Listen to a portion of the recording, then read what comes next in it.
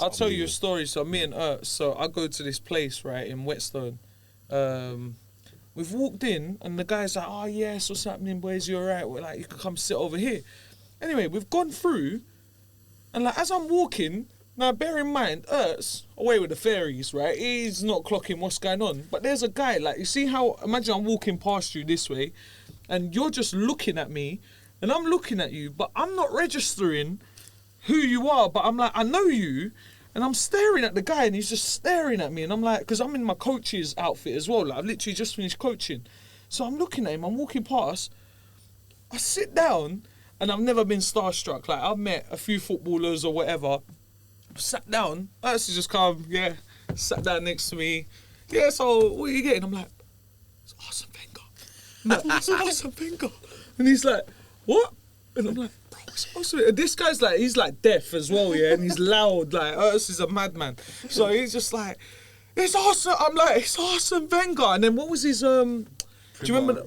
Primorac. Primorac, yeah. He's like looking at me while I'm going, it's Arsene Wenger. And he's like, what are you even talking about? I'm like, bruv, just look. And I'm trying, like, literally, I'm sitting here and Wenger is here, but now he's facing there. And I'm like, oh my God. And then Ertz looks, and he literally goes like that. He turns, he goes, it's Arsene Wenger. It's Arsene Wenger.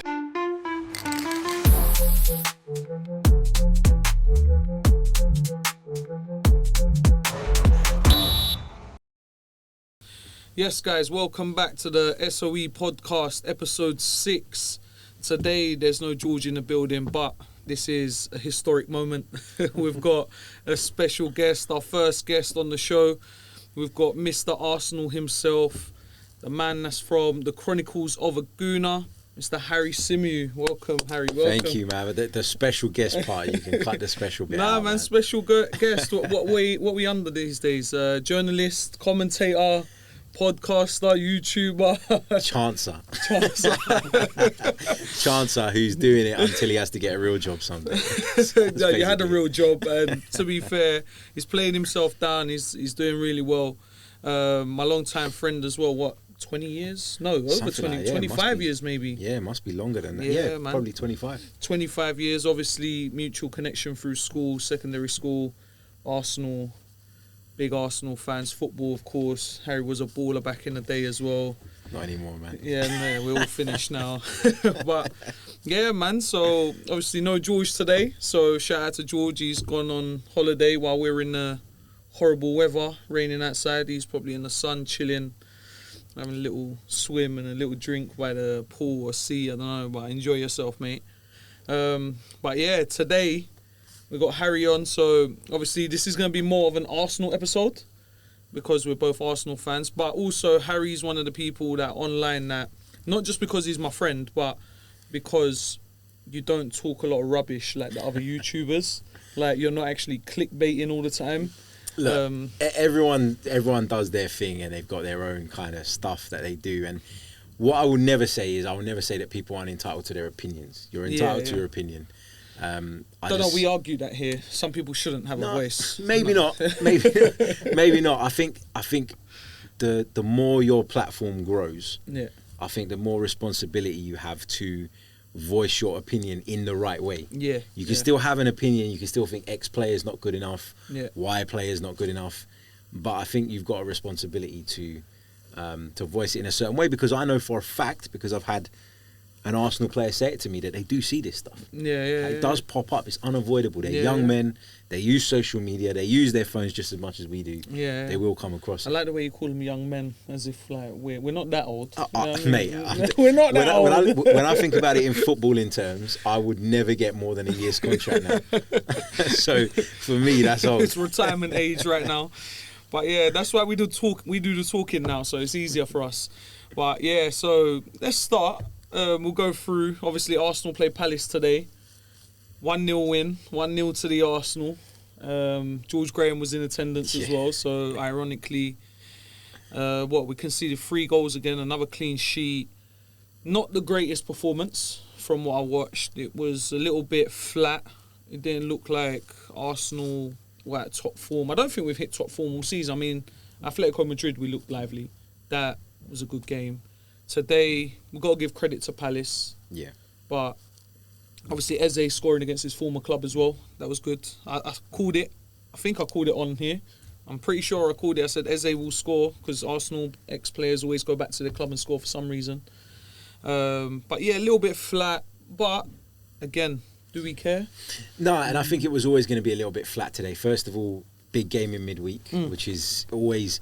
People underplay, I think, how difficult it is to play sometimes 3 games in a week at that level. And I know we've got the squad now and you can protect certain players and you can limit their minutes and all the rest of it. But I really do think that 3 games in a week is too much. And it's not like... I'm not sitting there saying, like, you know, footballers are the most hard done by people on the planet because they get paid a great salary. But to expect the same level of intensity all the time is Every ridiculous. game, And I think going into the game today, I don't know about you, but I knew that Palace were going to be organised. I knew exactly what system 100%. They were going to play. I knew exactly what Oliver Glasner was going to look to do. And I actually spoke to Oliver Glasner after the game today. Okay, And I asked him about his system. I said, I know this is the system that you always play with. But do you feel that this system was almost Arsenal's kryptonite? Is it the system that you think is best? Not just for generic games, but for a game against a top-tier side like Arsenal. And he talked about how, you know, they'd anticipated certain passes that Arsenal were going to play. They'd anticipated certain patterns. And they'd worked really hard to manage those. So, you know, people say, you know, Arsenal should roll Crystal Palace over and all the rest of it. But this is elite-level football. 100%. And like, it was funny because this morning I put something out on social media where I said, if I was Crystal Palace, I'd use Munoz down the right side and I'd keep him high because that would then ask questions of Calafiori. That Calafiori doesn't like being asked. He doesn't like having to stay in his position. And I had some Arsenal fans sort of hit me back up and say, why are you giving away secrets? Crystal Palace are going to beat us. And I said, do you not think that an elite level football club has a better analyst than me? Of course they do. But that just shows you... We've got about 10 of them. Yeah, exactly. But that just shows you, like, people are so on edge about every single game. Yeah. But ultimately, it's elite level football and they see things that we haven't even dreamt of. Yeah, 100%. Like you said, Munoz on that right-hand side, I think he's a really good player as well. You could see in the first half, our passing, like, if Glasner's saying that, you can understand why we were making so many little mistakes here and there, because we gave them a couple of little opportunities, nothing major. Because Raya still had to face something on target. Did he face it was one shot on target today. Was there? Yeah. According to the stats, there was one. I feel like the only one that happened was offside. That's what I thought. But when I checked the stats after the game, because somebody in the radio interview said to Mikel Arteta, it's another game without a shot on target against you. And a couple of people in the room sort of were going, one. There was one. There was one. And I did look on, at least on the BBC Sport website, it said one. It said one. Yeah. Well, maybe can't remember it. Yeah, I can't remember it either. I just remember the offside one. That was it. But yeah, like today it was tough. Palace made it tough for us. I mean, look, I predicted 3-0, but the form Palace are on right now. I know they lost in midweek. A great result for your boys over there. Big up Larnaca. Yeah, man. But I thought they were going to... After we scored the first goal, I thought we would go on and get a second. But credit to them. Like, they got good players in that team. Like, Adam Wharton was good in the middle. Mateta always problems up front. I like to call him Saliba 2.0. Lacroix at the back. Yeah. Pretty solid. Yeah, they done well. We could have scored again from another set piece. Set piece again. We scored. Well, obviously Eze with a little half volley took it well. Getting on to Eze a little bit, he's been playing that 10 role. Now, the reason I'm getting onto this is because I've had arguments with a lot of fans, not just Arsenal, but debates, as we do. And him in that 10 role, and I said, look, he needs to play on the left. When Odegaard's fit, he needs to play on the left because that's where our main problem always was. I know Trossard and Martinelli are actually doing all right now, but again, that's why the squad's there. Now, in that 10 role today, I didn't really like what I saw from Eze. It was a little bit like he didn't have a clue what was going on. Was he trying to do it too much? He weren't finding the right passes. Yes, he scored, credit to him, but other than that, didn't really have a good game. Yeah, I mean, it's one of those where when you come away from it, ultimately he's decided the game. Yeah, and moments. So it's hard to be too critical of him on that basis, but equally, I don't think he was involved in the game in the way that we'd like him to be. And listen, if there's one team that knows him inside out, it's Crystal Palace. If there's one manager that understands the pockets that he likes to drift into and the areas that he likes to try and exploit. It's Oliver Glasner. So for those reasons, I think we've got to cut him a little bit of slack. But I think where I'm struggling, and let me know if you think the same, is he is not the same type of number 10 that we've been. In fact, we haven't been playing with a number 10 for years. Odegaard's been playing as an 8/10. And we haven't had that type of player. It's normally people like Odegaard and Nwaneri that want to have loads of touches, that are really busy and are always in and among the action. Whereas Eze, I feel like he's the kind of guy that will just come to life in a moment and give you something. I thought his best game in an Arsenal shirt, again, where he played in that role, was at Newcastle. I thought that was his best game in an Arsenal shirt so far. But he shoots on sight, like he's happy to take things on, which we don't have enough of, I don't think, in the team. We haven't had that for many years. No, exactly. How many times we're at the Emirates or you're watching on TV and it's like, shoot! Like, and ultimately, like what you've said there, I agree with you that when Odegaard plays, Eze should probably play left. But Odegaard's not fit. So you've got a decision to make as a manager. I think, though, if I was Ethan Nwaneri, I'd be looking at Eze's performances, especially prior to today when he hadn't scored yet in the Premier League. And I'd be going, you know, obviously the club spent a lot of money on him in the summer, but does he deserve to be playing ahead of me right now? And I probably think no. The answer's no. I agree with that. But I think the problem for Nwaneri is that Trossard and Martinelli have been playing well. So Eze's got to get in that team. He has to, otherwise, you know, everyone will go mad. Why is Eze not playing? So the fact that Trossard and Martinelli have been they might not be the best, but they've been impacting games. Like Trossard had a stinkfest last week and scored a goal. Scored the winner. Martinelli's been much better this year, looking like the old Martinelli's coming back, being very impactful. So, it's good. It's a good problem to have. And this is something that we've been crying out for years. You know, you're not taking off Eze or taking off Odegaard and you replacing him with El Neni to go and get you a goal. Or, you know, we had some stinkers, bad players. So, yeah, man, I'm happy. I want to know your opinion on Gyökeres. Because it's going to come up. I know he scored 2 midweek. Everyone's still killing him. Even though he's scoring goals, they still kill him. Personally, I think he done all right today. He was a nuisance again. But obviously, 3 centre-backs he's up against today. And I think everyone was not at it today. But fair. He did well in the parts where he could, kind of. On Gyökeres, I think you got to preface anything you say with... He works incredibly hard. He cares. He's trying. His mentality's good. His mentality's good. I think Arteta described him the other day as kind of like emotionless. So you don't really know what he's feeling. He doesn't really show it on his face. He's someone that's very kind of stern in his look and stuff. But I think it comes down to what your expectation was of him. So when we signed him, I was pleased. But I knew that the 40-odd goals that he scored in Portugal was not going to translate to 40 goals in the Premier League. And in fact, I always said that we'd be lucky if we got half of that volume of goals out of him because the step up is so big. Plus, we always face low blocks. I feel like whoever plays at centre forward for us will go through periods of a game where they're isolated. But I think what he's brought that maybe Havertz doesn't is this willingness to run in behind. And he doesn't always get on the end of things, but he drags people out of positions and he does create space for others. So all of that is fine, but on a technical level, I just don't think he's a top player. I agree. I think he's in that bracket below, and he can be effective if you utilise him in the right way. But again, it's about your expectation of him. If you thought he was going to come in and be Robert Lewandowski, then that's your fault.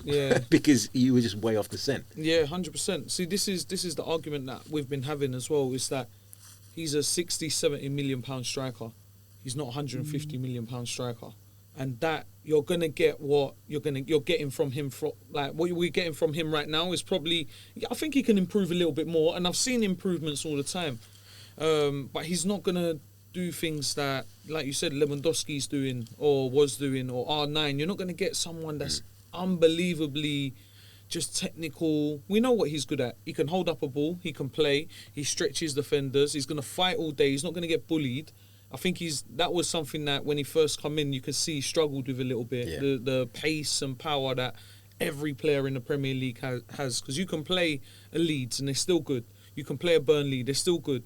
It's not like the level between where he was playing in Portugal, the smaller teams are really weak and the big teams are strong. So there was an article not that long ago that did like a real deep dive on the Portuguese league. And I think they said that at least half of that division would be the equivalent to League One level in England. I don't know how they worked that out, but that just shows you that the level that he's had to come from and to, it's a big jump up. But the other thing I'll say about Gyökeres is at times he's looked tired to me. And in the absence of Havertz, there's no opportunity to give him a breather. Yeah. And so he's playing every game and most minutes of every single game. Yeah, it's true. And what I'm surprised by actually is that Arteta hasn't used Mourinho more at centre forward in Havertz's absence. Not from the start of games, but just to give Gyökeres a breather and save 20 minutes in his legs, save 15 minutes in his legs. Instead, he's playing him again and again and again. And if he did have that ability to take him out and put Havertz in from time to time, and you could save him a little bit, I don't think he'd be blowing the way he is every single week. Yeah, I think maybe. it's all caught up on him. I mean, it will definitely have an effect on him. Obviously, we weren't expecting Havertz to miss so much already. Yeah. Obviously, Jesus still isn't around.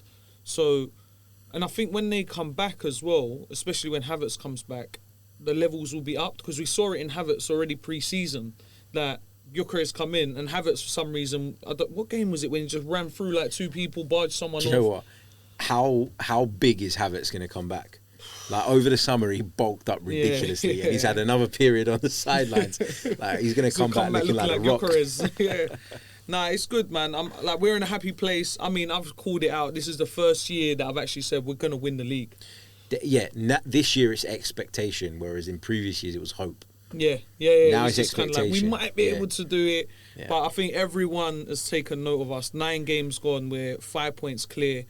Let's get on to a couple of the other games as well. Otherwise, we'll be here all day speaking about Arsenal. And we're going to come back to Arsenal later anyway. So, obviously, City game today as well. We'll go on to Liverpool. But City, 1-0 loss. Matty Cash, little screamer outside the box. 1-0. I called that. I had a feeling because Villa, at the start of the season, I was going, and this is why football is the greatest game in the world, because opinions change. Because they started horribly, and I was like, Unai's going to get sacked if he carries on like this. And then they've picked up results. They went and beat Spurs last week. They beat Man City today 1-0. I didn't get to watch the game, obviously, same time as Arsenal. So I saw there was like multi-view now on Sky. Yeah. So I was like, all right, this is good. So I saw the goal. But apparently, second half, it was all Man City. It was all, like, Aston Villa apparently couldn't get out. But I don't care. I'm sure you don't care.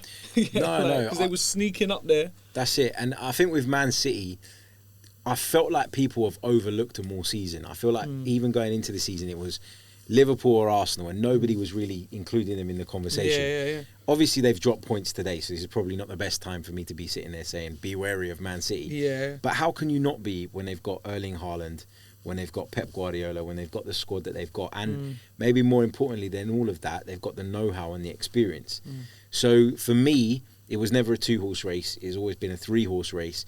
And I know that we've managed, as Arsenal, to open that gap with them. But City's performance today, I think, was concerning because they had a lot of the ball and they dominated territory a lot. But if you look at their XG today and you look at some of the other numbers, and again, I didn't watch the game in full because I was at the Arsenal game. Yeah. It doesn't look like they created a lot. And it feels like they're a bit kind of a one-trick pony at the moment. And where we've got the set-piece power and we can dig ourselves out of a hole. I mean, how demoralising must it be to defend immaculately against a team for most of the half, and then they get one free kick. They had 2 free kicks in a half, and they go and score a goal from it. But with Man City, you feel like now if you stop Haaland, that's it. Yeah. And when I've been saying in the last few weeks they're not out of it and they're in it, so much of that, probably 70% of that, has been based on the levels I think Haaland can hit more than it is about Man City. That's what's been bringing them through games, is Haaland being so good. He's just so good. Any chance he pretty much buries. And he'll get 5-6 chances a game. Somehow he drags out. Against us, he had 1 chance, scored. And that's how clinical he is.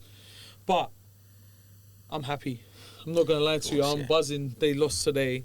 Because the thing with City, they were sneakily, while Liverpool on this 5-game losing run, 4 game? It was 5. It was 4 in all comps, I think, and then it's 4 in the Premier 4 League in the now. Prem, yeah. So now the 4th one in the Prem as well. What are we in front of City now? 7. 6 in front of City and 7 in front of Liverpool. Okay, 6 in front of City, 7 in front of Liverpool. That's a nice gap for us now. And also as well, obviously Arsenal have Burnley away and then Sunderland away. It's the next 2 league games. Now, let's be clear. I'm not saying that Sunderland away especially is an easy game. With the form now, they're in. Sunderland? Yeah, what, are they third? They're in incredible form. I think they got knocked out of it by Spurs with their result today. They're fourth. But yeah. They were yesterday. It sort of flying really high in the table. But Granit Xhaka owes us a red card. He does. Because the amount of times he let us down. Yeah, so he owes us a red card. Maybe he won't try that day. Maybe he won't try that day. But Arsenal have got those 2 fixtures to come before the international break. City and Liverpool play each other in the last game before the international break. Nice. And that all of a sudden becomes so important because both of them will be looking. If Arsenal can take 6 points from the next 6, and you're looking at it as those 2 teams, and you're thinking, man, like if we win today, we're still just about in it for now. Yeah. But if we lose, we're out of it. Yeah. And that pressure, that's exactly the scenario. What are we hoping that for? you want to put 6 them in. points and a draw. Yeah. Them not get a draw. Yeah, let them draw. Yeah. Let them kick lumps out of each other and get a draw. No problem. Yeah, because then we got Spurs after the international break. We got Spurs after the break, yeah. At home. Yeah. Yeah, so that's, man, this is such a good stage that we're at. Now, this year, this is the first year I'll accept that if Arsenal don't win the league, we've bottled it. This is the only year I'm accepting it. Other years, I'm not accepting it. This year, I'm putting it out there. We have to win the league this year. The squad's there. Because even today, I know going back to Arsenal, Saka was sick. I didn't even know this, but that's why he got taken off early. He looked off. Calafiori, did he pick up a knock? Yeah, picked up a knock, yeah. Declan Rice, little knock. Gabriel was a doubt. But the squad is so good. We've got so many players like Lewis Skelly, Mosquera, obviously people like Marino. Norgard didn't even get on the pitch today. I feel like with Arsenal at the moment as well, like the fans are starting to believe it, but they believe it as well. The team believes it. They believe that it's their year.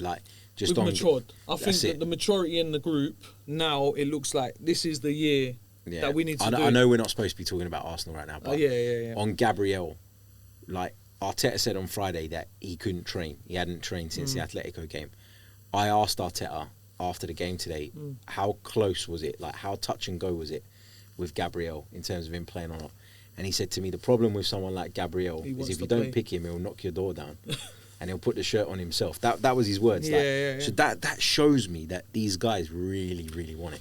So all right, let's get back onto Arsenal in a minute because we keep going back to Arsenal. Liverpool, what's going wrong? What is going wrong? 3-2 loss to Brentford? For me, 2 things. Go on. So, actually 3 things. All right. First of all, too much business in the summer. Okay. That sounds mad because everybody was telling us that they won the transfer window. They spent north of 400 million. But there was too much change in one go. You think about the way they've done business. So, for example, you bring in Ekitike, starts the season like a house on fire. Yes, incredible player. And then you bring in Alexander Isak and you give Ekitike a problem. And now Arne Slot's got to pick one of them every week, or he plays the other one out of position. For me, Ekitike right now is clear of any of the signings that Liverpool have made in terms of impact. Okay? Wirtz will come good, but he isn't there at the minute. They've changed 50% of their back four by changing the fullbacks. Frimpong has had a couple of injuries, but he's not been good enough, and Slot clearly doesn't trust him defensively. Yep. Milos Kerkez has had a nightmare at the back. He's been really poor. He's been bad, yeah. But when I said, that all comes under one point in terms of the business, right? The other 2 things, and I said this before the season started, I said this on the radio and I was laughed at. Even people were calling up and laughing at me for saying it. I said Liverpool's success this season, yes or no, will be determined by whether Mo Salah and Virgil van Dijk can maintain the level that they were at last season. Yep. And so far, neither of them have done that. Mo Salah looks a shadow of himself. Yeah. And Virgil van Dijk, what a goal. He's a top player, but so even his bad level is better than most. But he's not performing at the same he's not at the same level. And Van Dijk looks like he's aged about 5 years. And everyone keeps pointing out Konate, and in fairness, when he was chasing Kevin Schade last night, it looked like he was running through mud. I get it. But Van Dijk's not been great in the last few games. It was a silly penalty to give away. So I feel like Arne Slot came in initially, took Jurgen Klopp's team, tweaked 2 or 3 things, slightly adjusted the game plan, and it worked great. But now he's tried to make it into his team, and has he tried to do too much too quickly? Like, I don't for a second think that Liverpool won't get it right and that they won't find their feet. They will. They've brought in too many good players not to. Yeah. But it's that time in between. It's that adaptation period that's going to cost them. I feel like they've got to find their best team. They don't know their best team at the moment. They're just a mess. Like, they don't know who's playing in the middle. Yesterday, McAllister was it yesterday? Yeah, yesterday. Jones was playing. Yeah. Yeah, what's going on? Like, they're trying to change too much. And then some people calling for Salah to get dropped. This guy to get dropped. It's just a mess. But I'm not going to lie. Guys, be a mess. Liverpool be a mess. City be a mess. Everyone be a mess. Because 20 years of hurt. But do you know what it proves, though, I need this trophy. It shows the importance of stability. Yeah. And even when you think your team is not quite where it should be or can be, if you stay stable, like Arsenal have done for 3-4 years now, there will come a time where you can benefit from the chaos around you. 100%. And that's where Arsenal are at now versus Liverpool and versus City. I say this is the year, because Pep's team's in transition, Liverpool's in transition now, and we're the only ones. And you know what I love as well? That we've tied down a lot of the boys to long-term contracts. And that was like vital. Like, everyone's on the same wavelength. And yeah, I'm buzzing, man. I'm not gonna lie to you, I'm buzzing. Like, if this was yesterday after the Liverpool game, I was buzzing. Today, obviously, we were a 2:00 kickoff, so I've settled down. But we take the 3 points. It's just we're just taking 3 points and we're just moving on. Clean sheets. The defense looks incredible, and they're all suffering, and I love it. Liverpool's defence looks They look bad. Really soft. They look bad. It's like if you hit them in behind and you play a long ball game. Arne Slot has he's become a bit prickly in the interviews and in the press conferences. He's clearly really frustrated. Yeah, he's rattled. And he keeps talking about long balls. Well, not only have people sussed out that if they hit you with long balls, Konate and Van Dijk right now, with the lack of support from good fullbacks and with Alisson missing, they're not coping with it. But you go in every press conference and almost moaning about it. Do you know what that does? That tells the next manager that's what they don't like. Yep. The manager don't like it. Yep. That's rubbing off on the players. Let's do it. And there's enough David Moyes types and Sean Dyche types in this league to keep doing that to you over and over again. And like, stop letting it be a thing rather than making it a public thing. Get on the training ground and work it out. Yeah. Well, you know what? Don't work it out. Yeah, that's also fine. Because I'm telling you now, it will be my job. If we win the league this year, it will be my job. I've told everyone here, and I'll keep saying it. I'm going to hold, because I know that if we don't win the league, I'm going to get so many people killing me. Right? So it doesn't matter if I say it or not, but it will be my full-time job. I'm going to phone people. I'm just going to say champions and just put down the phone. I'm just going to message people, champions. I'm going to be intolerable because I need this trophy now, man. It's been 20 years. We were in secondary school, Harry. I know. 20 years. We were invincible. And guess what? We're invincible of October. Small wins and all that. Yeah, man. Get on to United a little bit as well. Yep. Obviously, George ain't here. He's a big United fan. He likes to say with his coach's hat on, it's Amarin in. With his coach's hat on and his fan hat on, it's Amarin out. But 3 wins on the bounce now. To be fair to them, only United could be 3-0 up and make a meal out of it. Yeah. Like, I thought, oh my God, they're actually going to go from 3-0 up to 3-3 here. He's... hopefully that poor kid that's grown his hair can cut his hair soon. Yeah. He's 2 games away. Yeah, he's 2 games away. Who they got away. next? I'm not sure who they've got next without looking it up, to be honest with you. But I think with Man United, it's a hard one because everybody knew that when Amarim come in, it needed gutting. And it was going to take time. And I think as Arsenal fans, we should probably have a bit more sympathy for him than others. No, I do. 'Cause don't get me wrong, Man United ruined my childhood. I've got no time for Man United as a football club. But for Ruben Amorim, I have looked from a distance and said, you've given him one hell of a job to do. Yeah, it's tough. And because of the nature of Man United, there's almost no leeway for him to sort of fix it. And people said, like, last season he took over mid-season, it was going to take time. Well, look at where they are in the league now. They're in a very respectable position when you consider where they finished last time out. And I think the result against Liverpool was massive in terms of confidence and buying him a bit of time. I've been to Old Trafford a few times in the last couple of seasons. And one thing I will say is that the Old Trafford crowd have never been on his back. You see it online, you hear it, but the Old Trafford crowd, I think. So you're saying more the social media side? Yeah, I'd say the Old Trafford crowd are probably one of the most loyal in that they'll back their manager until the last minute.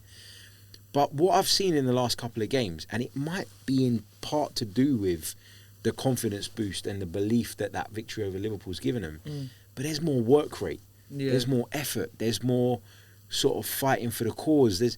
And these are just basics in football that you require, and I don't think Man United were doing them.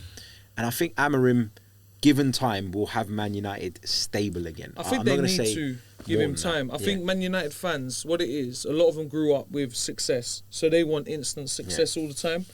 But football's changed. Like, everyone has money now. It's not like your Abramovich days where he just come in and just sign every top player there is and just chuck them in. Now, just buying top players and chucking them don't work because everyone has top players. Like, every single team in the Premier League can turn you over. But there's also levels of success. Yeah. So success can be finishing in the top 4. Success can be winning the Carabao Cup. It can be winning the FA Cup. Eric Ten Hag, trophies, no problem. But guess what? Man United were miles off of competing at the very top end of the league and in the Champions League. And ultimately, that is the goal. So you can paper over cracks and you can pretend that everything's all right because you won a League Cup.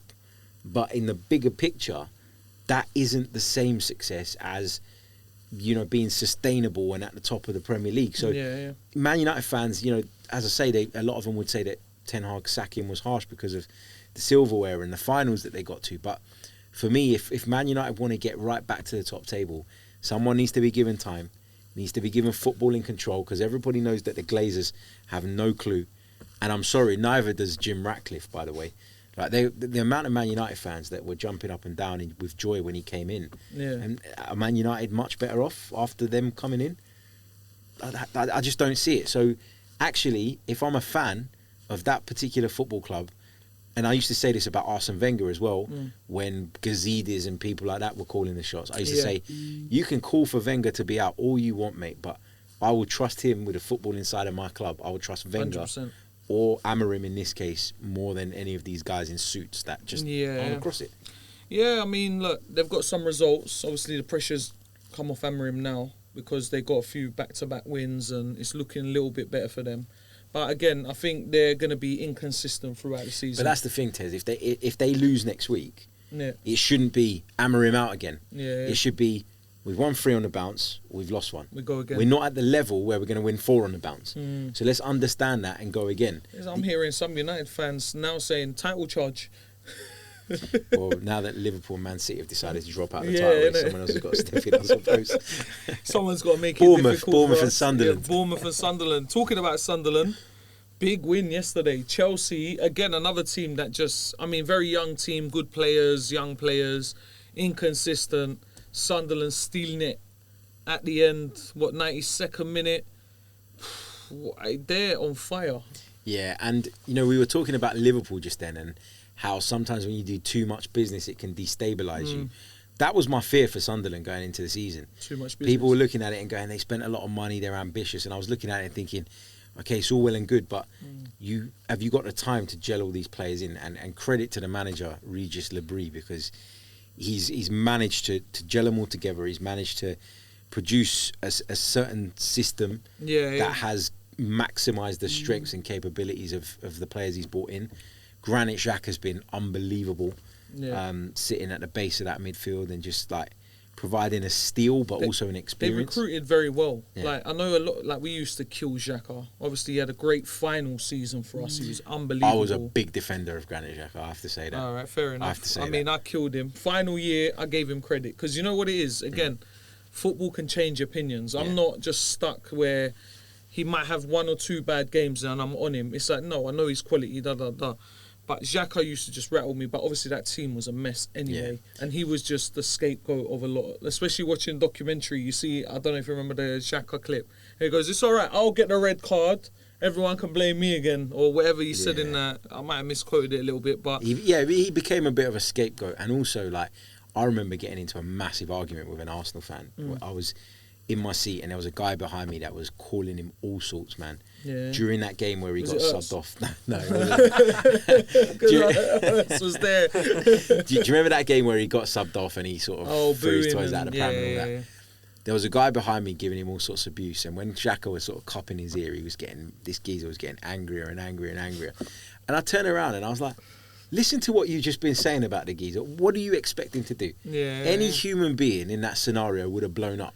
What you're asking for is someone to show the level of restraint that you clearly, because I've been listening to you all game in my ears, you're not capable of it. So why are you asking for it from him? So the redemption arc of Granit Xhaka has been beautiful. Like, you know what? He went to Germany, won the league, invincible. He's come back, and you know what? He's got great respect from Arsenal, because even me myself, when he threw that shirt and stuff, I was like, this guy can never play for Arsenal again. But I felt sorry for him after. And to be fair, like his mentality and his discipline, like professional discipline, to come back and then actually have one of the best seasons. Was it a year after that happened? Yeah. Like, or the next season. Yeah, he was fantastic for us. But again, we had to move on from him. We neided the better players. You look at us now, we're much better. You know, I would, if you ask me for Xhaka now, no, I don't want Xhaka. But for Sunderland, incredible. Yeah. Because the thing is, they're on, how many points are they on? 17? They're basically halfway to, their aim for the season would have been, let's stay in the league. Yeah. You know, that's everyone. And they're halfway there. In recent seasons, you haven't even needed 40 points. No, you haven't. You can stay up with 35, 36 nowadays. So they're basically halfway there. Yeah. After 9 games. So that's great from them. We'll get on to Bournemouth as well. Another 2-0 win today for Bournemouth. We'll just fly over these quickly.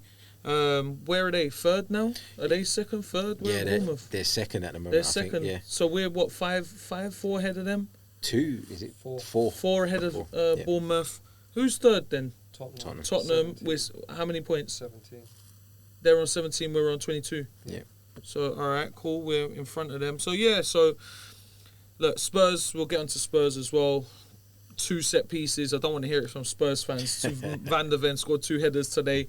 It's nice when you do it, guys. It's nice. Don't complain about it. If you can do it every week, you would. And keep a clean sheet. I think that was a good result for Spurs. 3-0 away at Everton. Difficult place to go, man. Yeah. They've still got that new stadium buzz. David Moyes' Everton have been much improved. And I think with Spurs, like, I was talking to a friend of mine who's a Spurs fan a little bit earlier in the day, and he was texting me and he was going, it's like 60 minutes into the game or something, and we've had 1 shot on target from Everton open play. played better. I watched that game. Everton were better than them. Then they got the set piece, 1-0. And then I think it was just before the break. I think there was like 7 minutes added on or whatever. Bang, Van der Ven scored another header and it just kind of completely killed them. The thing is with Spurs is that all the things that they weren't under Ange Postecoglou, they are now under Thomas Frank. But you have to accept that it's a complete shift. Yeah. So you've gone from playing attractive, attacking football under Ange Postecoglou, but being very, very exposed defensively, to now having that bit more resilience, but losing a bit of that flair. Ultimately, Tottenham are third in the league now. They finished 17th last season. So if I was a Tottenham fan, I would not be for a second complaining about style of football or anything, because they've had injury problems. They've still got injury problems. Yeah. And what Thomas Frank has done is he's stabilised them. Yeah. And not only has he stabilised them, he's put them in a position where they can compete for a Champions League spot. Give the guys flowers. That wasn't an easy job to go into.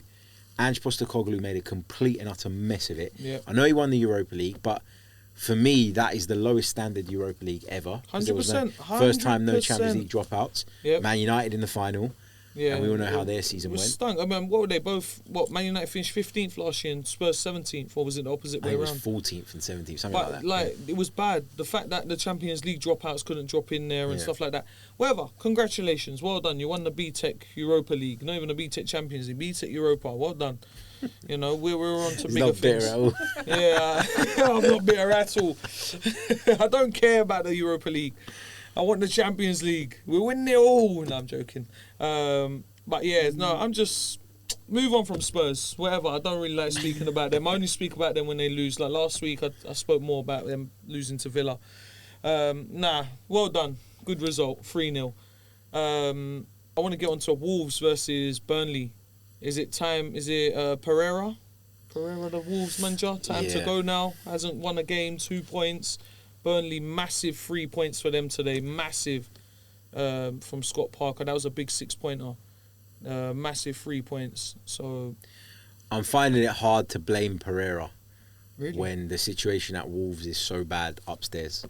They keep selling. They don't make any investment. They don't bring players in. They gave Pereira a new 2-year deal just a couple of months ago.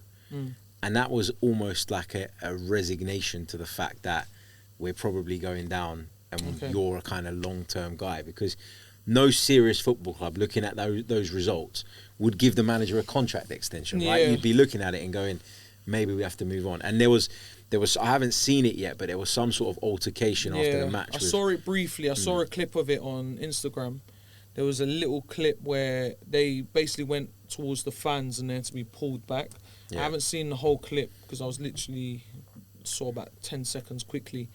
But yeah, it's dark times over there. Yeah, and I did one of Wolves' games last year. I think it was against Crystal Palace actually, and they were in a winning position. I think they were 2 goals in front, and they ended up blowing it. And Molineux turned toxic so quickly. That's a place where they demand a lot. The fans demand a hell of a lot, and from what I understand, the frustration is not with Pereira necessarily. There'll be Wolves fans that don't think he's the right guy or that he's good enough, but the general opinion is that the club are letting them down, and the club is failing to invest, and at this rate they're falling like a stone because they're just not doing what's required. Because they've always invested, but it's kind of been low end, and they've been able to kind of get away with it because they had like a Portuguese contingent, and they've always found like a couple of gems and they've had smart coaches as well. Like they've had really smart coaches that have managed to find. Well, like you think about what Nuno did, getting them up through the Championship and 2 7th place finishes. Then you think about people like even Gary O'Neill. I think Gary O'Neill did a very good job there. Because again, these problems, lack of spend, lack of investment, 100%. that was happening then. And only now are sort of, I would say, the wider footballing world waking up to the fact. And they're going, what's wrong with Wolves? Like Wolves a few years ago were a decent side. Why are they here now? Well, they're here now because the club have allowed it to get to that stage with a lack of investment. Well, do you think they're going down? I do. I do. Who's your other 2 to go down with them? You're like your 3 predicted to go down. It's tough because at the start of the season, I probably wouldn't have put Wolves in there, to be honest with you. You probably would have put Sunderland in there. I would have put Sunderland. I was looking at the promoted sides. But I feel like Wolves, Sunderland and Leeds all have the ability to at the very least make a go of it. And last season you didn't have that. You had promoted sides come up, they were all weak. The season before, the same thing. So it's very hard to predict, but Wolves are in trouble. West Ham could be in trouble if they're not careful as well. They need to really pick it up. And I'll tell you what, man, I know they've got a decent squad and they're in Europe and all the rest of it. Forest need to get their act together quickly as well. Forest are in trouble, man. What, Sean Dyche just come in? They lost today, didn't they? Yeah, they lost. Lost to Bournemouth. Oh, yeah, of course, 2-0 to Bournemouth, because they obviously won in Europe. But to be fair, if you want to get someone in to give you a chance of staying up, it probably is Sean Dyche. Yeah, he's a safe pair of hands, isn't he? He's like the new school Big Sam. Yeah, well, now that football's turned into set pieces and long throw-ins, it might work. Maybe it's time to bring Big Sam back as well. Yeah, man, time to bring Big Sam back, Harry Redknapp, get the boys back. But you know what? Yeah, that's the weekend's fixtures anyway. Did we miss anyone? Not really. Did we miss anyone else? We went through everyone. Nothing worth talking about. Nothing worth talking about. Newcastle. Oh, Newcastle. Yeah, they're relevant this year anyway. Isak's gone. Voltmada didn't score this week, so... No, he didn't score a spectacular goal. He's a good player though, man. I like him. Man. So, realistically, going back to Arsenal, again, we're going to go back to Arsenal. Do you think we've got enough to take it over the line this year? Do you think we're going to do it? Like, don't sit on the fence here as well, yeah? Don't sit, like, I know we can, we might, whatever. If everyone stays... Are we going to do it, Harry? Yes or no? I think we will. Yeah. I think we will. All the signs are there. Yeah. But football can send you in different directions when you least expect it. So this is there's my always point, that wariness. because everyone cusses us and go, "Oh, you're the champions." George does it all the time. Champions of October, champions of September. All right, cool. But we know realistically it's 9 games. 5 weeks ago we were 5 points behind, or even less than that probably. If we had lost to Newcastle that weekend and other results had gone against us, we could have been 8 points behind. Yeah. And now look at us, 4 match weeks later. Yeah, it's mad. I think that Christmas period is going to... like you said, the next 2 games is vital for us. If we win and we take them 2 games and get 6 points, and then Liverpool and Chelsea still got to play each other. Liverpool and City got to play each other in 2 weeks as well. Depending on how their results go as well over the next couple of games. But that game is going to be massive, and then we could potentially, from them guys anyway, because then we got to remember, everyone doubted Leicester when they won the league, and I'm not saying Sunderland are going to do it, but we've got to just keep winning. Yeah, don't worry about them too much anymore. We just need to win. A lot of people have made a big deal of the fact that, for example, we beat Palace today, a team that we dropped points against last season. Yeah. We beat West Ham last time, again, a team that we dropped points against last season. Yeah. Newcastle, same thing. Yeah. But you know what? This league is so tough that you could just drop points against other teams. So to make a big deal out of that, I get why people are highlighting it, but that doesn't mean that you're not going to drop points against anyone else, or you're going to be flawless. Away at Burnley? No, away at Burnley's tough. Burnley a decent team away as well. At Sunderland is tough. Away at Sunderland. If we've got to go to 6 City. points, We've got to go to Chelsea. Yeah. You know, we've got a lot of tough. We've got to go to Spurs Spurs home, and then got to go to them. Liverpool got to come to us. No, there's still a lot of games left, but yeah, we're in a great position right now. The good thing that I see about us this year is that we are looking very solid defensively and as a unit. Like, we're dominating games. Yes, we might not create the most chances, but we're not as vulnerable as before. You know, like, we would make mistakes and we'll concede. Now it just looks like everyone is just on board. Our press is fantastic to win the ball back. It's like, to score a goal against Arsenal, it has to be, ironically, a set piece, or your move has to be 100% perfect. As in the pass, everything has to be perfect. So this year, I'm so confident. Look, it can change. Saliba gets a bad injury. Gabriel gets a bad injury. Saka gets a bad injury. Gyökeres gets a... Something happens, and then we got our excuses again. I take encouragement from the fact that we're getting through games, and we're not going to get worse. We're going to get better. Because, we hope. Well, we hope, because Odegaard will be back. Havertz will be back. Madueke will be back. Yeah. Listen, Jesus is even going to come back. I was just going to say that. People have been writing him off, but he can play a part. 100%. He scored 5 goals in 3 games before he picked up this last injury. It was as if he'd finally picked himself back up again, and bang, the other knee I feel so sorry for him, man, because he was actually a really good player for us. He was always involved. He can play on the wings. He was always involved. But yeah, he'll be back. It's good. It's good. We're in a good place. Yeah, we're in a good place, but it's early. No one won the league in October. 100%, except us. No, I'm joking. Yeah, if people want to put that title on us as favourites, it's all right, guys. Just whatever we do, we're gonna get cussed for anyway. You know, so I don't really care. Like, I'm just gonna go out there. Like I said, this year we're winning the league. I'm not gonna say it, but we're doing really well. I'm definitely not saying it. Not on camera. We're doing very well in Europe. I'm not going to say it, but we're doing very well in Europe. Last year in Europe, like, that defeat to PSG was... heartbreaking. Yeah, that was tough, man. But they were the best team. By a mile. They were unbelievable. Even now, they're still, like, top. They're a phenomenal team. They're a really top team. And when you look back on it, and you look at the circumstances under which we played that game, we had a half-fit Bukayo Saka. Yeah. Marino was playing up front. Like, you can see why we fell short. 100%. The squad wasn't there. But when you get to a Champions League semi-final, when you go out, it is... Yeah, it's heartbreaking, man. It hurts more in the final as well. Yeah. You know, we were in school when that was... Or we just left school when that final happened. We were doing our GCSEs. And do you know why I remember? Because I missed my maths one. What? Oh, because you went to the game? Yeah. And I never told my mum that it was maths. She had no idea, because she wouldn't have let me. And at the time, I was still answerable to my mum. But my dad was like, don't tell her that it's maths if you want to come. Yeah. If you tell her, then that's your problem. Big Tony, and I was like, the legend himself. I was like, I don't know if I want to lie to her. And he's like, man up, man. Like, if you want to come to the match, that's what you have to say. And I did it, and I went with it. It was RE. Yeah, that's exactly what we said. Exactly what we said. Yeah, so let's go back to, like, obviously yourself now, what you're doing. So me and Harry, obviously we've known each other for 25 plus years, whatever. We used to link up after school. I'll never forget, we used to go around your house. We'd play like Pro Evolution Soccer, PES or FIFA or whatever it was. Like, that's what we would do. But instead of just playing each other, because we would save like playing everyone, because like, guys, if you're young as well, you might not understand. You actually had to go around people's houses to Yeah, play there was none of against this online business. Yeah, you can't just phone up your friend and go, do you want to jump online? No, I we didn't have that. I couldn't use the internet because then my dad couldn't get a phone call. yeah, the blue yonder. You get the dial-up internet, and then that's it. The whole internet cuts. So I used to go around Harry's house, and then we used to play. I never forget. Like, we used to be like Mexico. Do you remember? And we used to play like World Cup in pairs, and we'd try and win on like hard mode or whatever.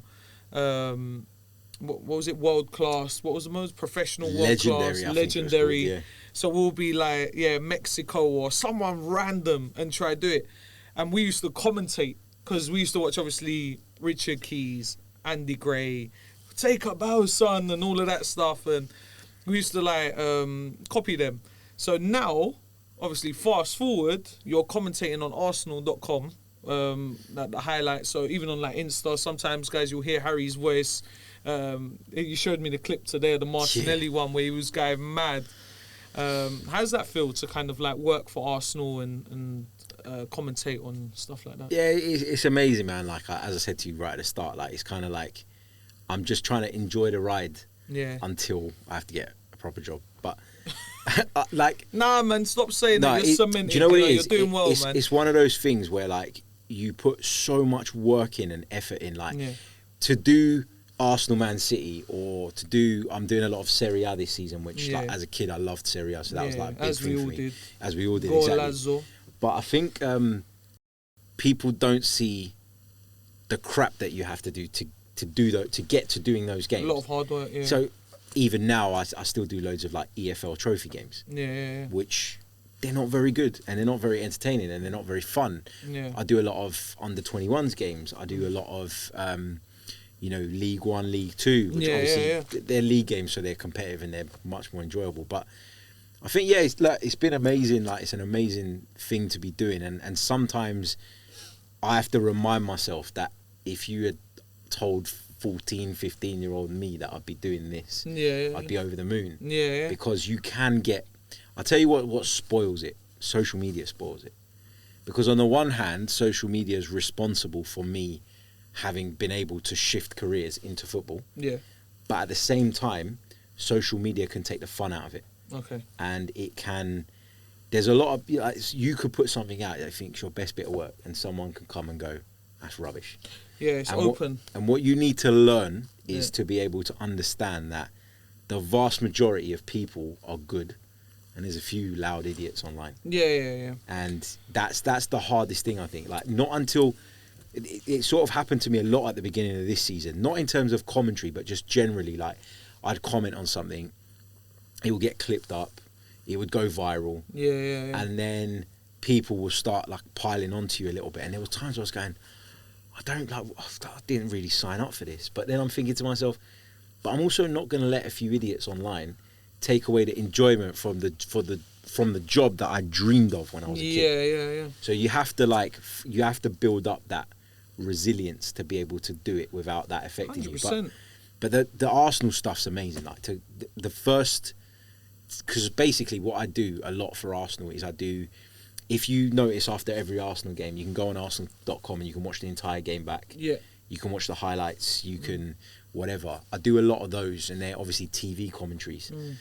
And like the first night, I walked out into Emirates Stadium, and it was PSG in the Champions League in the league phase last season when we beat them 2-0. Yes, that one. Yeah. I remember walking out into the Emirates Stadium onto the gantry, picking up the commentator's microphone and going, bloody hell, like this is what I've always wanted.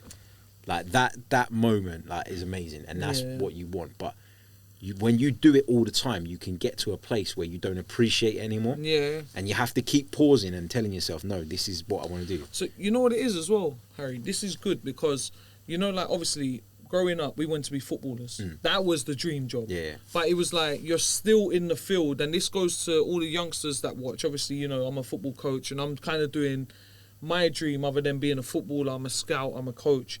And a lot of them will be watching, they say, what kind of other avenues can you go down? Because not only you've worked for Arsenal, obviously you've been on TalkSport, Sky Sports News, a few other platforms, abroad. Even here, you've done pretty much like most platforms, which is just like, it's like a great achievement. You're still involved in the game that you love. You're doing what you want to do. And like you said, I know you're not calling it a real job, but I know that for a fact, like you've come from the Emirates today, you've put another post out or whatever you've done, you've still got work to do. Like nothing is easy.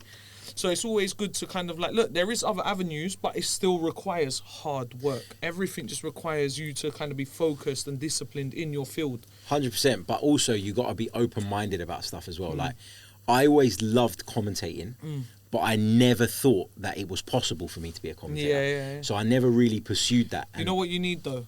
You need a catchphrase. You need a catchphrase. Andy go take a bow. Or who's the other one? Is it Martin?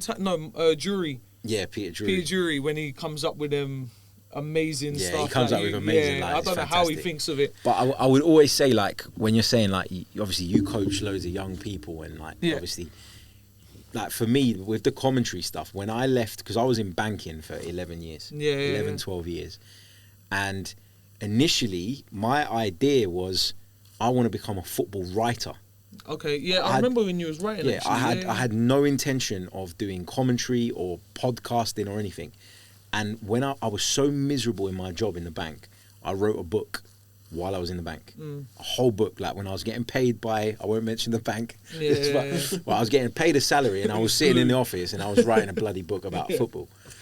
And then after that, like, it was like, okay, I've done this now and it's done quite well, but now what? Yeah. And you say the hard work thing. I was working for a website that were demanding that I put out 12 articles a day. And if it took me from 9 a.m. to 5 p.m, great. But there were days where there was no news. There was nothing to talk about. I'd fire an idea over to the editor and say, can I write one about this? And he'd go, no, that's rubbish. It's not going to do any numbers. And then it would get to like 5 p.m. and I still wouldn't have all my ideas, let alone have written the articles. Yeah. And there was days where I was getting up at 5 in the morning because I didn't want to eat up my evening and I was trying to get ahead of the curve. You know, it's mad. Imagine years ago when you was doing that job, all you had to do was type it into ChatGPT. Yeah, done exactly. 12 articles for you. That's it. But it's mad. The point is like you start off thinking that you're going to do one thing. And then it leads to other things. Like the podcast grew ridiculously, to a point I could have never imagined. But also, you stayed true to yourself. Again, like, you know, there's other people online. And like you said, everyone's entitled to their opinion or whatever. And also, people do what they want. If they want to go down the comedy route or the clickbait and just... Because I know a lot of them act. I've met a couple of these guys in person and they act and they're like... They'll tell you the truth when you speak to them, but they do it for the clickbait, But you stayed, like, true to yourself, which is always good. And you talk sense. Because I realised early on, like, what I wanted to be. Like, I didn't know that I wanted to be a commentator. But I knew what I wanted to be. Like, I remember one of the first games I ever covered as a journalist, walking in, and I heard other journalists, very well respected ones, basically having a laugh about some of these online characters that you reference. And I thought to myself, I love football. I don't love YouTube. I don't love making podcasts. I love football. That's at the core of it. And so if I'm going to walk into a room of football people and they're going to laugh at me and not take me seriously, then that's not what I want. Yeah, you want to be... That's when not you what I want. speak to someone, they want... that's not what I want. So then obviously we did like the podcast. The podcast even now, Touchwood, is going amazing. It's like my bread and butter. But shout it out quickly. Chronicles of a Gooner. Yeah, there it is. Chronicles of a Gooner. Check it out. We do pretty much daily episodes on Arsenal now. But then that writing job that I mentioned to you that I absolutely hated and was getting paid peanuts for. And remember as well, I had a kid and a mortgage at the time. And I was like, oh my God, like, can I take this pay cut? And the guy that was running this website, he was a good guy, to be fair to him. Like, the website was crap and the work was crap, but it wasn't him. It wasn't his fault. And he used to do this thing every day where he knew that people's morale was down. He knew that everybody was desperate to work in football, but they weren't getting paid a lot of money. They weren't enjoying it. It went into COVID as well, and no one had anything to write about because there was no football. And he used to do this thing every day where we'd play a game on a Zoom call, and whoever lost had to do a forfeit, and you had to decide what the forfeit was. And the next day, the forfeit, I'd lost, and the forfeit was you need to commentate on 3 goals of the club that you dislike the most. Yeah. So, of course, they put 3 Tottenham goals Yeah, and said yeah. commentate. And I done it. And then he come back to me and he said, I know someone that's looking for a commentator. Like, have you ever thought about doing commentary? And I was like, I dreamed of it, but I never thought it was a thing. There you go. And then he put me in touch with this guy, and I was doing a few commentaries, very like low level on some apps and stuff. Yeah. But you need that experience. You need to figure out your style. You need to figure out what you're doing. And then fast forward sort of 3-4 years, along with the other radio work and doing any radio work, any podcast work, it will train you to speak. Yeah. Regardless of whether it's the same thing that you want to end up doing. I'd say Yeah. do it all. Yeah. And then like now, this season, I'm very lucky. I'm working, doing Sky Sports Plus games. I'm doing DAZN games. Yeah. I'm doing games with IMG, with Arsenal, BBC London. And that's because someone said to me, oh, do you know what? You could do it, you know. Yeah. Speak to this guy. You should have And said so- I've been practicing with my boy Tez since Yeah, we we were realised like it, yeah. 11 years old, 12 years old, you know. Yeah, So that's it. nah, man, it's good. Like I'm happy that you've gone down this field and that you're becoming good. Like you're becoming successful in that field. And this is only really the beginning as well, because you don't know what else it could lead to. Yeah, but then also as well, like where I say that I don't want to be that clickbait guy, and I don't want to be that guy that's just on a rant and on a wind up. Yeah. You can't be that and what I want to be. You can't be both. No. You have to pick a route and go down one of them, and go down it with everything. Yeah. Don't half-arse it and go 2 different ways. 100%. But be open-minded, because what you set out to do might not be what you end up doing, and it might not actually be what you wanted. Once I realised what football writing entailed, I wasn't interested anymore. Yeah. But if you'd have asked me a year before, I'd have told you it's the job of my dreams. Yeah. Nice, good. It's a great avenue to go down. Alright, so Harry, we're gonna play a little bit of a game here. We're gonna do a quick fire round. I've got my phone out, guys, because basically it's a quick fire very round. Unprofessional. And whatever, it's my You should have an podcast. auto cue, man. Don't worry, when the budget at the moment, look, we got this. When the budget goes higher, yeah. So like, subscribe, comment. We're YouTubers now. It's not professional, says the guy that records in his shed in the end of his garden. Listen, the man cave has gone. You moved house. That I've man got a cave new man was cave top. now, New man. man cave. That man cave was great, man. Yeah, Arsenal everywhere. yeah, it was If a you dream. haven't seen Harry's podcast, trust me, watch it. He goes live how many times a week? A few times? Most Couple times? days, man. Most days. You're live. Most days. At least 5-6 a week. And the thing is, if people didn't know you and like they're just seeing you now, you'll see his face. Like it will come up on TalkSport or on Sky Sports. Like you'll be like, oh, I know that guy. Like, Yeah, on TalkSport when they clip me up and do me dirty like they did the other week. oh no, all right, we won't get into that politics, so you might not be invited back before I start going in on TalkSport. I'm joking. All right, cool. We're gonna do a quick fire round just with Arsenal players, Cool. yeah. So there's a couple of these I'm gonna change, all right? Okay. But so it might take me. So like number 20, Nketiah or Bentner. It's quick fire, yeah. Okay, Bentner. Bentner, Tierney or Monreal. Monreal.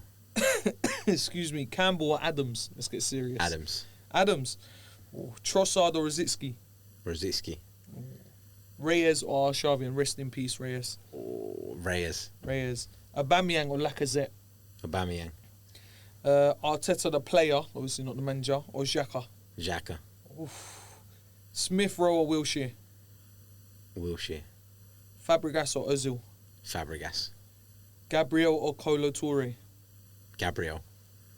Raya or Lehman. The madman. Timber or Sanya. Timber. Quality, innit? Calafiori or Ashley Cole. Ashley Cole. Ashley Cole. Saliba or Koscielny. Saliba. Alright, this one's tough. Okay, go on. This might be one of the toughest ones. Okay. Odegaard or Cazorla. Ooh. My personal preference is Cazorla. So I'm going to go agree. Cazorla. I would agree as well. I think Cazorla was unbelievable. Martinelli or Perez. Saka or Ljungberg.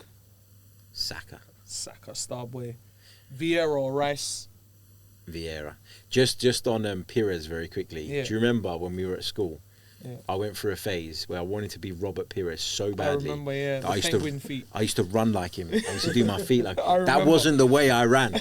And I remember that. playing Sunday League or whatever, and my dad came to watch the game and What he goes to you me, doing? "What's wrong with your foot? Why are you running like that?" So I want to be Robert Pires. What a player, man. Vieira or Rice, did we do that one? Yeah, Vieira. And then last one, Henry or Bergkamp? Because I know you're like me, you're a massive fan of Bergkamp. The Iceman.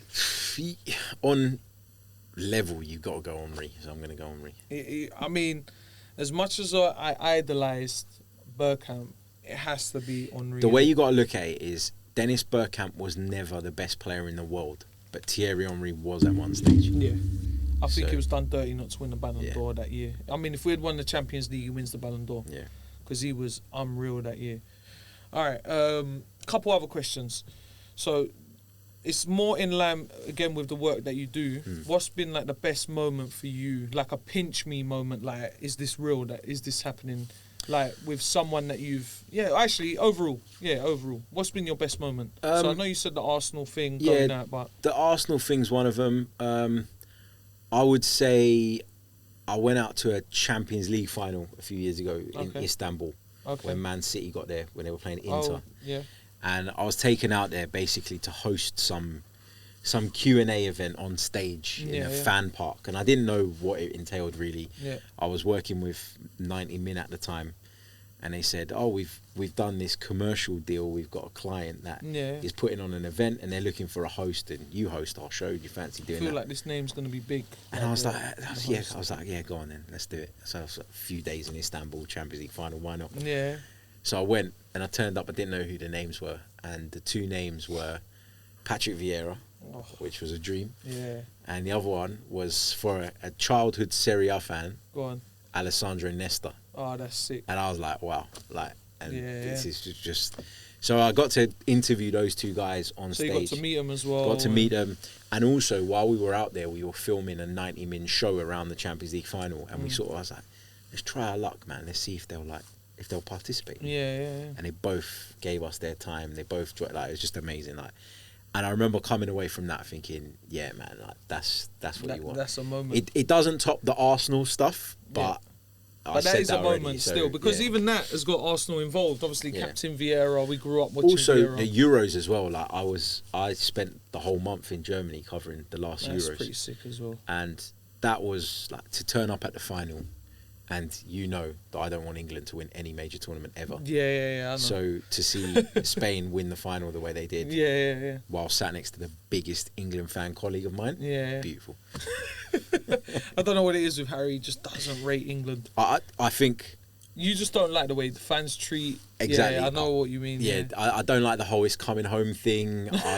Especially when you go abroad to a tournament, you understand instantly why there is always some form of trouble. And it's just it's too much. All right, so the next one I'm gonna ask you, what's like? Again, it's kind of in line with it because you said you met Vieira and Nesta, but what's like the best moment, like player that you've met, or most like your favourite moment? How am I trying to word this? Your favourite player that you've met through your journey, basically, or like that you've had a conversation with as well. I'll say Thierry Henry. Oh, that's sick. But this was, I think, the best moments are the unexpected ones. Yeah. And basically, the season before last, we played Luton at Kenilworth Road. Yeah. And the game was on Amazon Prime. Was that the one where Rice scored last minute with the header? Yeah. Exactly that. So, I don't know if you've ever been to Kenilworth Road. It is a throwback to the 1920s. I've seen the pictures. Yeah. And when they got promoted to the Premier League, they didn't have the press facilities that were required. Okay. So what they did was on the other side of the stadium, where opposite the main stand, they had like this stand that was just, I don't know if you remember, it was just boxes. Yeah. And what they did was they built this temporary scaffolding on top of the boxes. Yeah. And they just built this metal sort of platform just for people with tables on it and just chairs, like normal chairs. What was that, for the press then? It was for the press, and for the cameramen and all that. So at this point, all right, I turn up to the game and I'm like, okay, like, what do I expect here? I'm doing the game for radio. Yeah. So I'm like, it's freezing cold. I remember that day as well. I know this sounds ridiculous. I remember that day getting up in the morning and going, man, I look a bit rough, like I do now. I need a haircut. I need a beard trim, whatever. And I was like, I'm going to go to Luton. No one's going to see me. I'm on the radio. I'm going to have my scarf up to here. Yeah. I'm going to have my hat on, whatever. Yeah. I get there. It's freezing cold. Kickoff's in about 15 minutes time, and I'm maybe longer than that, maybe half an hour's time. And I'm sitting there and I'm going, I need to go and get a coffee somewhere. Like, I'm freezing. Yeah. I need to get out of this wind, because where it was open on both ends, you're just getting wind in your ears and whatever. And I walk along this ramp thing, and at the end there's like a media room where you go in and get refreshments or whatever. And I walk in, and because there are no facilities for them to get changed or get ready, Thierry Henry's in there and Alan Shearer's in there getting their makeup done for Amazon Prime, because they're going live on Amazon Prime in like 15 minutes. So I walk in and I'm like, Thierry Henry, this is mad. And I try not to be that guy that's like, oh my God, Thierry! I really try not to be that guy, because I remember the first radio job I ever did, my boss said to me, he goes to me, you have to come across like you belong here, not like you're a little kid that's won a competition, So I'm like I see people all the time that I'm like, I want to take a selfie, and I'm like, no, don't. Like the other day I saw Brian Laudrup, and I was like, oh my God. Brian Laudrup, and I'm like, throwback. And I'm like, no, I can't. So I see Thierry Henry, and I was like, do you know what? It's Thierry Henry. I don't care. All the etiquette goes out the window. Forget about it.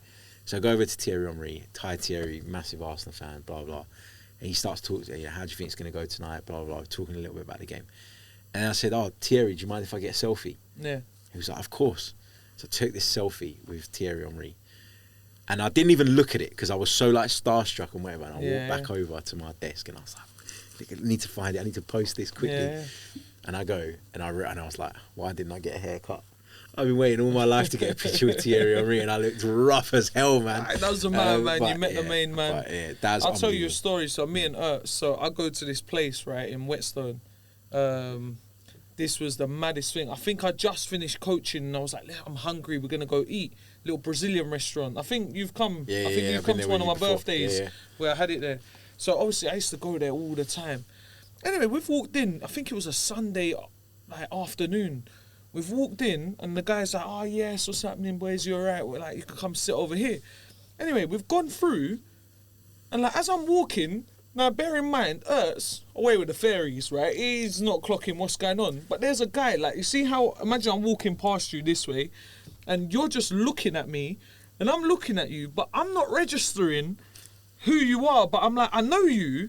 And I'm staring at the guy, and he's just staring at me. And I'm like, because I'm in my coach's outfit as well. Like, I've literally just finished coaching.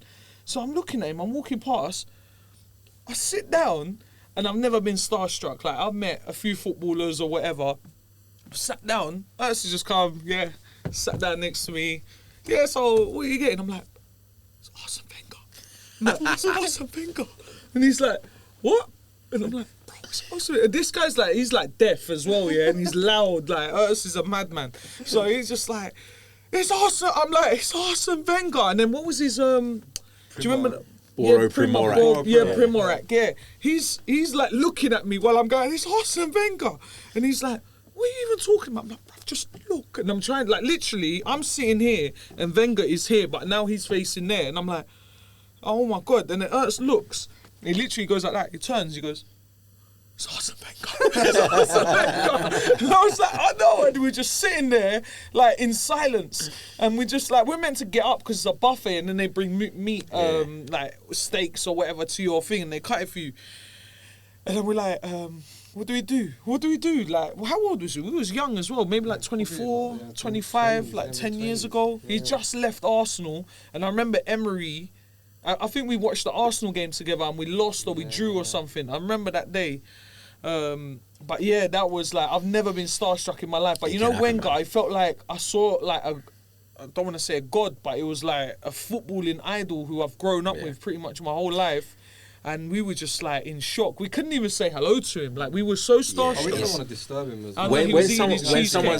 When someone's having a meal, I think there's like there's a point where it's a bit much. I know, but I could have just been like, "Hey, doing sir?" Like, I met Arsene Wenger twice. Once was at the film premiere of that Invincible film. Oh yeah. Where obviously he was more open to meeting people because that was what the purpose of it was. But the first time I ever met him was in Whetstone, in Boots. Okay, I was working in the bank in Whetstone, and I went into Boots to get toothpaste. Yeah. Right, and I walked around the corner into the toothpaste aisle, and Arsene Wenger was standing there, and I was so starstruck. But unlike you, like you just explained, where you couldn't say nothing, I just say too much, right? So, like Arsene Wenger's standing there, and he's got toothpaste in his hand. And I've picked up my toothpaste and I've gone, "You're an Aquafresh man, yeah?" Yeah. Good lad. And he must have thought, "What the hell, man?" And walked away. It was funny, man. Yeah, man. So, leading on to one more thing is, if you was to have a dream guest that you can interview on your podcast, The Chronicles of a Gooner, who would you pick? Like, one person. If you had the choice of one footballing... Actually, it doesn't even have to be footballing, but I'm guessing it probably will be, but who would it be? I think it will probably be Arsene Wenger. Will it be Wenger? Because I've got so many sort of questions for Arsene that I would love to hear his answer to, that I never really felt that he got the opportunity to sort of speak out on, because he was always so loyal to Arsenal Football Club. He was, yeah. And he kind of, when they made that documentary about him afterwards, there was a few hints and there was a few suggestions about maybe what went down. But I would love to get him in an interview where he is open and just honest about it. Like, he didn't want to sell Van Persie, he didn't want to sell this player. That for me would be the dream interview. The dream, Arsene Wenger. I think, because the thing is with Arsene Wenger, you can't do nothing but respect the guy. Yeah. Like, everything he achieved in football, and even the game now, it wouldn't be what it is if it weren't for Arsene Wenger. 100%. I don't think anyone can deny that. Like, you can't argue that. The guy come in, he changed diets, he changed everything. He was the first guy that fielded a team in the Premier League with no English players. Yeah. I remember, and everyone made a massive deal about that. And he always said you can have the best league in the world or the best national team in the world. So now the Premier League, yes, the national team's good, but it's not the best. Well, he was a big part of why the Premier League blew up the way it did globally. 100%. Yeah. Like, obviously in England it was always a big deal, but the Premier League blew up globally because of Alex Ferguson, because of Arsene Wenger, because of the managers that were. And Arsene Wenger just brought more eyes on it, because there were people in Africa, for example, that were looking at players like Kolo Toure, and they're going, this guy's from the same part of the world as me, and he's now a global football star. Even people like Vieira, Loren. And I'm not... Eboué. And that's not to single out any one nation or continent. But the point I'm trying to make is that he globalised Arsenal, which helped globalise the Premier League. 100%. Now it's tough to even find English players in the teams. Like, there is a few, but it's mad. Because now the Premier League, because when we were growing up, the Dream Leagues, we were speaking about this, I think, last week with George or a couple of weeks ago, it was about Serie A when we were growing up. Now Serie A, no one's interested in really. There is interest, but it's not as big as it was and popular. La Liga. I would say with Serie A, if you give it a chance, you'll get back into it. The problem with Serie A is that it's not been commercialised anywhere near as well as it what it is? It's not that I don't give it... Like, I watch it here and there, and I watch the big games here and there. But it's like, back in the day, they had the stars, the best players Maradonas, the Ronaldos, the Verons, the Crespos, Chies.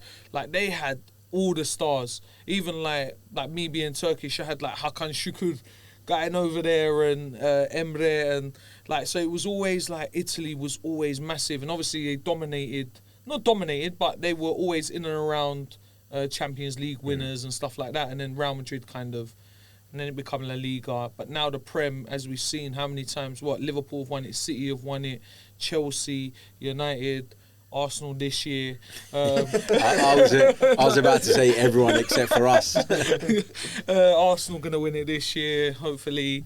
But yeah, so, the Premier League is just massive, and like you said, Wenger's a massive part of that. But yeah, all right, cool. Obviously, George isn't here, so normally George does this part of the episode, but this is the segment we call Subbed Off Early. So we pick 3 players. Why'd you call it that? Subbed off early, so someone has to get subbed off early. I was joking, man. The name of the pod. He went over his head completely. No, that's my fault. I was in full motion, innit? It means it was a shit joke. The fact that you didn't get it was a shit joke. No, you know what? Like, what? Even me, like, I'm in the motion right now, and you just threw me off. So yeah, so one player gets subbed off early. Okay. So the 3 players, we're doing Arsenal edition today. So it's kind of 3 number 10s. So the 3 number 10s we've gone with is Bergkamp, Özil, and Odegaard. Okay, so Bergkamp stays. We're going to agree with that. Yeah, Bergkamp has to stay. And then it's between Özil and Odegaard. I feel like you might go towards Özil a little bit. You don't know what I'm going for. but I'm going to pick Odegaard because Ozil was supremely talented, no question about that. But for a lot of his Arsenal career, he badly underwhelmed. Not all of it. There were flashes of what he was capable of, and there was brilliant moments. And don't get me wrong, that time when we had him and Alexis Sanchez, those two were single-handedly propping Arsenal Football Club up, and we all knew that. But there was something about the way it all ended with him and his lack of interest, and that puts me off of him. It puts me off of him, and I can't rewind it back to the point where I feel that affection towards him, where I would now pick him over Odegaard. I think as a player, yeah, but for me, I can't put Ozil ahead of But Odegaard. if you'd put Ozil in this team now, then we'd be having the exact same conversation that we were having earlier about Eze, and how when he plays at 10, maybe his all-round game isn't enough for us. but Ozil was the 10. Like, look at Real Madrid. But in a can good you imagine? team, Can you imagine asking Ozil to press someone? But he used to run a lot, Ozil, man. He used to cover distance, but how much of it was intense running? But this is the thing, the team was rubbish. Like, the fact that we even achieved, like, them FA Cup wins and little bits and bobs, we've just, literally, out of that team, who was world-class? It was Alexis and Ozil. There was no one else in that team that was world-class. For me, the way you leave a football club, in a lot of ways, will determine your legacy. But you got to do it off their football. Like, if you... Yeah, but let's say we're can't playing a separate game. the two things. Let's say we're playing a game, yeah? Where we need a goal to win the Champions League final. I'm just putting a scenario out there. Obviously, Bergkamp's staying on that pitch. But would you keep Odegaard or would you keep Ozil on that pitch? Or it's a final and you need one of them on that pitch with Bergkamp. There's no question for me that Ozil's level, when he wanted to, was better than Odegaard's. Yeah. No doubt. Yeah. Because a lot of people would say Odegaard is trying to be like Ozil. See, I disagree with that. No? I think Odegaard's much more of a rounded midfield player that contributes to your midfield generally, whereas Ozil was a luxury player. And the way football's developed and changed, the number 10 really has become a little bit obsolete, man. Yeah, it's like more of a second 8 name. Yeah, there aren't many no 10s around anymore. Do you know what I mean? You have to be an 8. So, I don't know, man. Like, for me, and I know there were other issues with Ozil when he left. Yeah. I know that some of it he probably had a point on. Yeah, I don't disagree with that. Yeah. But the way he left, it felt to me like he down tools a little bit. Yeah. And I thought he should have had a bit more pride in himself to be like, no, I'm going to shut everyone up and I'm going to show everyone that I'm and he didn't. And in the end, he, like Aubameyang, was someone that for us to be where we are today, we had to cut out. Yeah, 100%. And that impacts his legacy for me. I just think talent he wins, but with his talent, and I'm just thinking of his talent. I forget everything else, and I think if you put him, and we saw it with Real Madrid, where he had quality around him and he could be a bit more free because he didn't have the quality that's in the squad now that Odegaard's got, and the past couple of years, to be fair, because that squad was always terrible, like the finishes we had. So I feel for Ozil a little bit because he didn't have, and he was one of our go-to players. Like, as in, he would do incredible stuff, things that we wouldn't even think about doing. Yeah. He used to do, and I love Odegaard. Trust me, I'm an Odegaard defender. Like, you see how everyone gets onto Odegaard's back and he needs to do this, he needs to do that, and I'm like, yeah, all right, cool. He does need to do that, but Odegaard is always kind of in control of the game. He always wants to get involved and he always wants to play. He always sets the press. So, but just talent-wise, I think Ozil was on another level, man. To Odegaard, talent-wise. I agree with that, but for me, it's more than that. You know what it is? You've got emotional with it, and I get it, because it's Arsenal. And it's the ending. And also, when we signed him, I don't think for the 10 years prior to that, had I ever been more excited with an Arsenal signing? Ozil. Oh, 100%. Next day, we went to the Arsenal stadium and went and bought his shirt. When we signed him, I was like, wow, this is unbelievable. So then when you give that much, like, love to a player, and then towards the end of their Arsenal career, they're clearly not interested at all. And people would say, like, Arteta was harsh on him. And I remember recording podcasts, because that was around about when I first started it. I remember going, what's wrong with Arteta? We're not scoring goals. I don't care what Mesut Ozil's done behind the scenes. He's a better player than the ones that are playing. Yeah. I remember saying that. But the more it all kind of unfolded and the more it all came to light, and then you saw the Aubameyang problems and you saw that there was clearly a systemic attitude problem at Arsenal. Yeah. And then you realise he was a part of that as well. I can't get past that. Yeah. But that's me. But see, yeah, I get it. It's because I've asked an Arsenal question where obviously it's triggered because we remember what Ozil was like. It's like Alexis Sanchez. He might have been the best left winger at Arsenal ever, but the way he left and everything went away with it, he kind of ruined his own legacy 100%. with us. Like I still think he's top, but I just hate him. Like, why would you leave? And then the whole story of I wanted to come back the first day. Go away, man. Go away. Yeah, you exactly. know what I mean? Like Yeah, you won us it. some FA Cups, but I'm just going off talent-wise, and I'm not trying to take everything else into consideration.